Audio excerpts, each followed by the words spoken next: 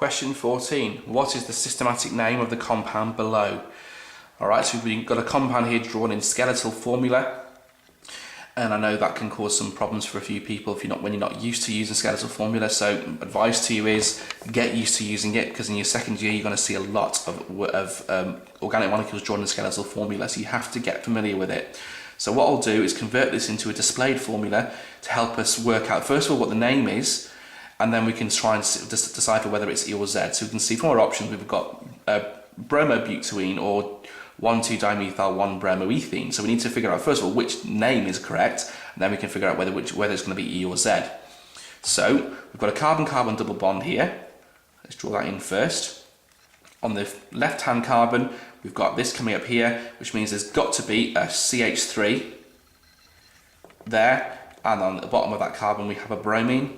On the other carbon we've got a CH3 here, and then there's nothing here, therefore it's got to be a hydrogen. Remember, skeletal formula don't show hydrogen on their own, so there's got to be a hydrogen coming off here. So let's look at our name. We've got 4 carbons all in a row, in a line. Okay, just because they kink across the double bond, we have 4 carbons in a continuous unbroken chain. Okay, and the double bond on the second carbon, so I've got butene there. So these dimethyls are irrelevant. These aren't branches, this is one continuous chain, so I can discount straight away C and D. Okay, so now I've got to figure out, this is definitely bromobutene, is whether it's E or Z. Okay, now the easy mistake to make on this is to see the 2 CH3s on one side and go, oh, straight away that's Z. You can't do that with this. You've got to figure out the E or Z based on your Carnot-Ingold pre-log rules. So looking at the atomic numbers of the atoms bonded to your carbon-carbon double bond.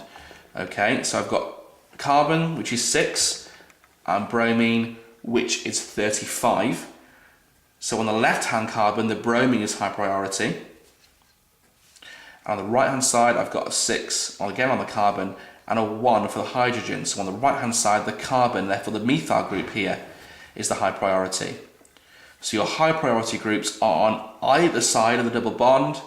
Therefore, this molecule is E2-bromobutene. The answer to question 14 is A.